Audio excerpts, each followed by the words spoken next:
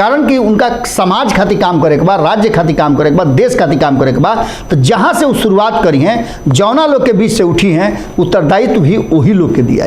सबके भीतर माने पेट में घुस करके उनकर हर राज जाने वाला एकमात्र प्रशांत किशोर बाड़े। ये सीट के कम से कम, हालांकि अधिक से अधिक करे के कोशिश बा, लेकिन कम से कम ये सब सीट में से 50% सीट छीने के तैयारी एकजुट होकर के कोशिश करी जा रहा बा।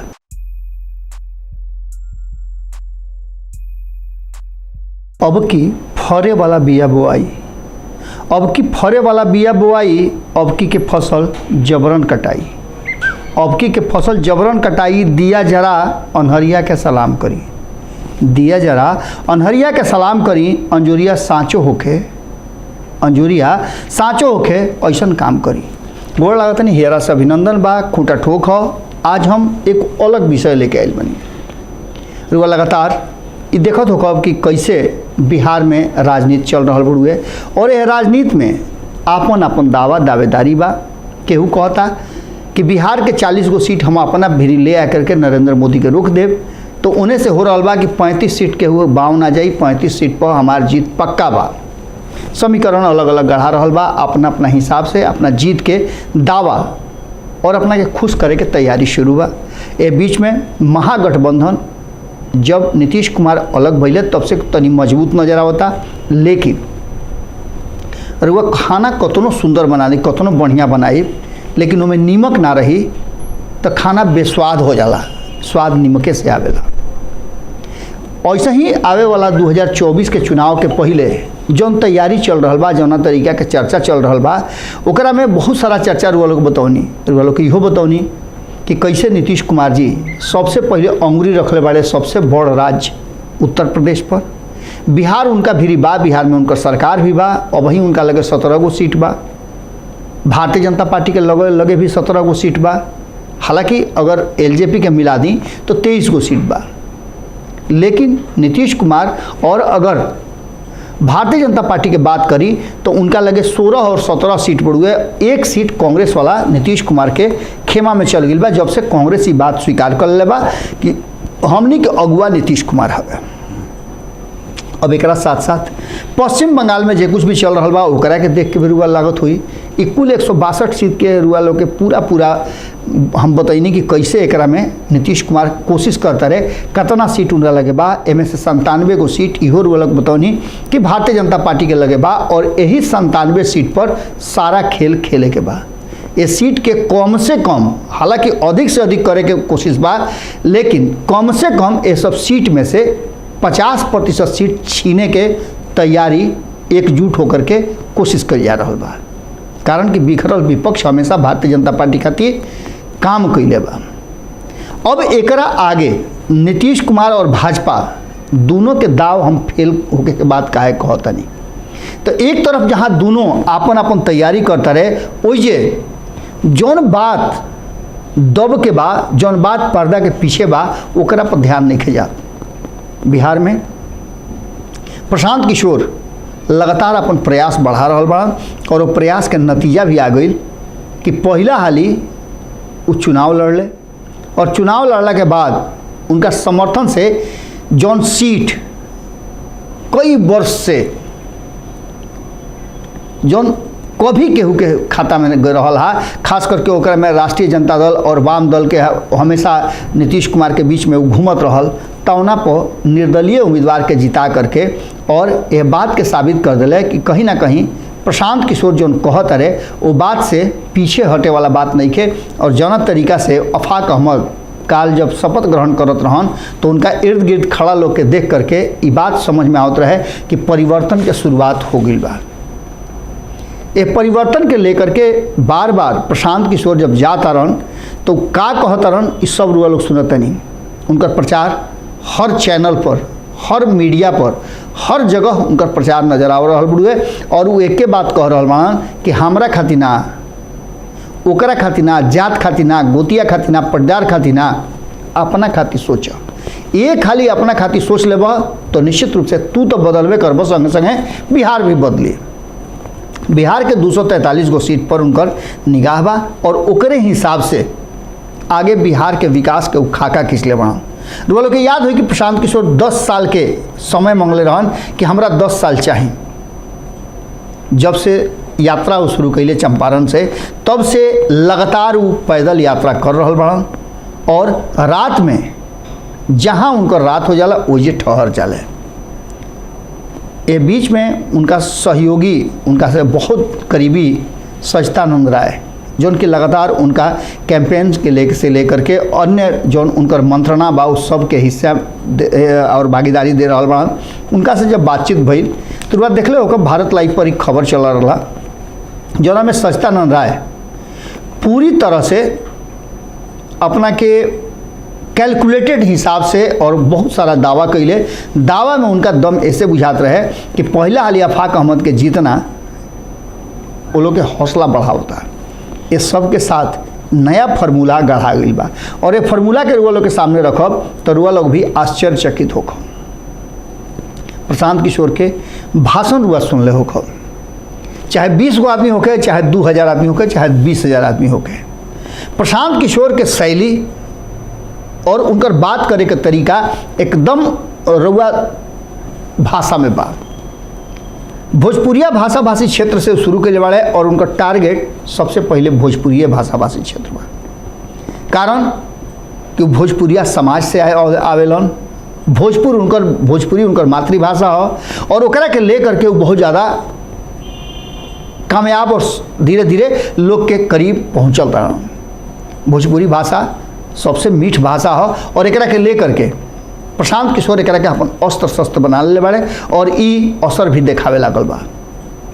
एकरा में जो नया रणनीति बा ओकरा में जो प्रशांत किशोर के तैयारी बा उ बा सबसे पहले जो लोकसभा के 20 गो सीट बा जौन की भोजपुरी भाषा भाषी क्षेत्र में बा या भोजपुरी भाषा भाषी क्षेत्र से सटल बा। ऐसे तो जानता नहीं कि 3 कोस पर पानी बदल जाला, 5 कोस पर पानी बदल जाला, लेकिन जौना तरीका से वो भोजपुरिया भाषा भाषी क्षेत्र में घुसल बाड़े और ऊर्जा के लोग के अपना तरफ कर रहा बाड़े, ओकर परिणाम सारण में देखे के मिलल। एकरा अलावे अब जितना भी चुनाव हुई ओकरा में प्रशांत किशोर के एंट्री हुई और रिजल्ट भी उनकर कहना बा। सच्चिदानंद राय कहले कि अब रिजल्ट सब यही पक्ष में हुई, कारण कि बिहार के लोग अब जाग गई बा और विकल्प उनका लगे मिल गई बा। यहाँ तक ले कहले कि प्रशांत किशोर कोनो परिस्थिति में कबहू कोई पद ना लिए, संवैधानिक पद पर ना रही हैं। ये बात के भी गारंटी दे रहा बा। अब एकरा बाद रुआ से हम अब जो चर्चा करे जा रहा बानी वो गंभीर चर्चा बा। हम कहनी है कि दोनों के डैमेज करता है। ओकरा में सबसे ज़्यादा डैमेज भारतीय जनता पार्टी के, अगर प्रशांत किशोर के ई फार्मूला सेट कर जाता तो सबसे ज़्यादा अगर डैमेज कोई हुई तो भारतीय जनता पार्टी हुई। एकरा में शुरू से उठाई आरा जो उनकी भोजपुरी भाषा भाषी क्षेत्र बा अभी या प्रवेश नहीं कन कैले, लेकिन सारण से, सिवान से, छपरा से सीधे आरा के टच बा, बेटी रोटी के संबंध बा, खेत बधार के संबंध बा और एक दूसरा से जुड़ल बा। तो जौन सारण में हो रहा बा तो आरा सीधे पहुंच जाता। अब आरा पहुंचता तो निश्चित रूप से बक्सर पहुंची, बक्सर पहुंचते हुए तो सासाराम पहुंची और सासाराम पहुंचता तो औरंगाबाद भी पहुंची, काराकट भी पहुंची। एक सीधा मतलब बा कि आरा में भारतीय जनता पार्टी के सांसद बाड़न, सबसे पहला टारगेट उनका पर बा। 10 साल के एंटी इनकम्बेंसी लागत हुए और एक साथ साथ कई गो ऐसा नेता तैयार बाड़न, कई लोग ताल ठोकत हुए और एक से एक दिग्गज बाड़न जौन की प्रशांत किशोर के एक इशारा पर अपन सब कुछ दाव पर लगावे के तैयार बाड़न।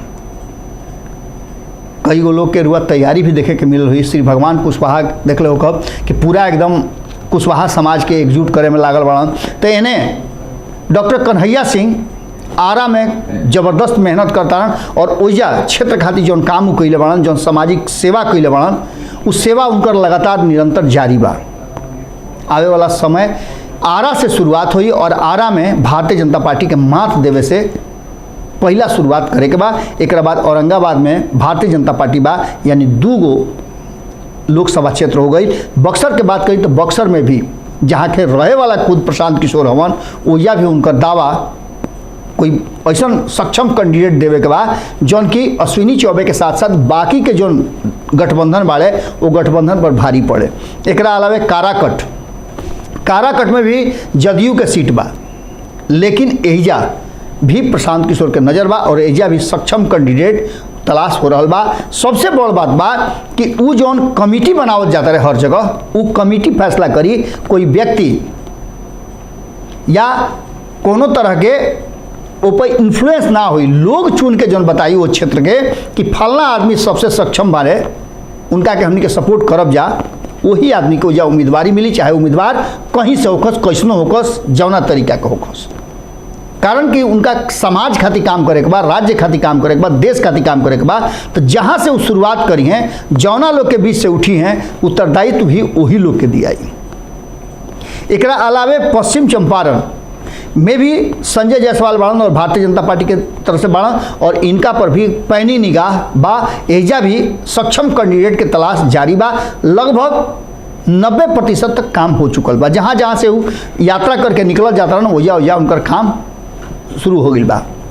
सारण के बात करी तो राजीव प्रताप रूढ़ी एजा भी भारतीय जनता पार्टी के शासन बा। राजीव प्रताप रूढ़ी कई हाली से जीतता उतरन, काफ़ी रिकॉर्ड भी उनका नामे बा, लेकिन इस सब के बावजूद अब की हाली उनको सत्ता हिलत नजर आवता। प्रशांत किशोर के अखाड़ा ओजे से शुरू हो गई बा और पहला जीत भी यही क्षेत्र से आयल बा। एक अलावे सासाराम के बात करी तो एजा भी छेदी पासवान भारतीय जनता पार्टी से ही बाड़न। तो वाल्मीकि नगर के बात करी तो वाल्मीकि नगर में और सिवान में ये दो जगह जहाँ की उनकर यात्रा हो चुकल बा।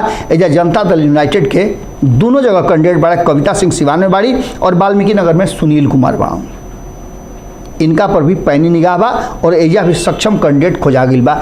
अगर बात करी पूर्वी चंपारण के तो बेतिया में भी राधा मोहन सिंह के शुरुआत हो गई बा, उनकर उम्र भी हो गई बा। भारतीय जनता पार्टी भी वजह से नया कुछ कल चाहता, नया प्रयोग कल चाहते हुए, लेकिन इस सब में सबसे ज़्यादा मजबूत स्थिति प्रशांत किशोर के बाद। गोपालगंज के बात करी तो डॉक्टर आलोक सुमन बाड़न, रिजर्व सीट है, लेकिन एजा भी एक सक्षम कैंडिडेट देवे खातिर पूरा तैयारी शुरू हो गई बा। महाराजगंज के बात करी तो जनार्दन सिंह सिग्रीवाल के अब की हाली जीतल मुश्किल हुई, कारण को यह फील्डिंग जबरदस्त शुरू हो गई बा और महाराजगंज पर अब की हाली दावा करे खातिर और उजा जीत खातिर हर वो संभव प्रयास प्रशांत किशोर के जनसुराज कर रहा बा। एक अलावे पाटलिपुत्रा में भी और पटना के बांकीपुर में भी सक्षम कैंडिडेट के तलाश, पटना साहिब में भी सक्षम कैंडिडेट के तलाश चल रहा बा। वैशाली और एक साथ साथ हाजीपुर, ये क्षेत्र में भी प्रशांत किशोर के दौरा शुरू हो गई बा और ये क्षेत्र में भी जहाँ एक तरफ एलजेपी बा, ओजे दूसरा जगह भी एलजेपी ही बा, यानी दोनों सीट पर एलजेपी बा और एजा भी बदलाव के तैयारी शुरू हो गई बा। कैंडिडेट के चयन हो रहा बा। अब इस सब बात के लेकर कि नया फार्मूला जो लागू हुई बा ओकरा में भारतीय जनता पार्टी जबरदस्त ढंग से डैमेज हो रहा बा और भारतीय जनता पार्टी के 17 सीट और नीतीश कुमार के 16 सीट। सबसे पहला टारगेट यह बा कि ये दोनों आदमी के सीट अपना खेमा में लेकर के और वहाँ मजबूत कैंडिडेट दे करके पहला झटका एजे से दिया। एक अलावे ये बात वह समझ ली कि लालू प्रसाद के रणनीति, नीतीश कुमार के चाणक्य नीति और अमित शाह के रणनीति, इस सब पर कहीं ना कहीं एक चीज़ तो जरूर बा कि सारा लोग के रणनीति और नीति खूब बढ़िया से प्रशांत किशोर जानता रहे और देश भर में जो गठबंधन बनावे के नीतीश कुमार तैयारी करता रहे, वो गठबंधन के बारे में भी प्रशांत किशोर से बेहतर के बता सकेला। सबके भीतर माने पेट में घुस करके उनकर हर राज जाने वाला एकमात्र प्रशांत किशोर बारे, जौन की ममता बनर्जी के भी राज जानता रहे, अखिलेश के भी राज जानता रहे, कांग्रेस के भी राज जानता रहे, नीतीश कुमार के भी राज जानता रहे और सबसे बड़ बात कि वो भारतीय जनता पार्टी के एक एक कालखंड और उनकर हर चाल के बारे में जानता रहे। ऐसा स्थिति में रुआ जानता नहीं कि जो रुआ पेट के बाद जानेला वो रुआ खातिर कहूँ बड़ा घातक हो सकेला। और यह कारण बा कि हम लोग वालों से कहता नहीं कि जौन तैयारी प्रशांत किशोर करता रहे और जौना के दावा सचिदानंद राय कैले है, वो दावा बड़ा ही मजबूत बा और खास करके भोजपुरिया भाषा भाषी क्षेत्र से जौन ज्वार भाटा उठल बा, ज्वार भाटा 2024 के चुनाव तक थमत नहीं नजर आवत। अस्वस्थ भइला के बावजूद भी जो सूचना मिलल है, हमार कोशिश रहा कि प्रशांत किशोर से बातचीत करके एक पूरा विषय पर चर्चा करी, लेकिन रुआ लोग देखले हो कब कि सचिदानंद राय पूरा विषय पर अपन बात रखले है, लेकिन अभी भी वो ड्यू बा जौन रुआ लोग से बहुत जल्दी प्रशांत किशोर के जौन विचार बा, जौन उन काम कर रहा बा, ओकर का परिणाम होई ओकरा पर विश्लेषण एगो बड़ा लेकर के आई। लेकिन तत्काल में ये बात समझ ली कि कहीं ना कहीं दोनों के खेल बिगाड़े के प्रशांत किशोर जुगाड़ कर दिले बड़े और उनका यह बात के लेकर के जबरदस्त समर्थन भी मिल रहा बा। आगे का हुई ये तो भविष्य के गर्भ में बा, लेकिन 2024 के चुनाव में नीतीश कुमार और नरेंद्र मोदी के लड़ाई नहीं खे, इस लड़ाई में तीसरा जो खेमा बा वो प्रशांत किशोर के बा और ये खेमा बड़ी मजबूती के साथ अपन उपस्थिति दर्ज कर दिले बा। आज खुटा ठोक में वो लोग से विदा ले, कल फिर मिले के वादा के संगे गोड़ लागत।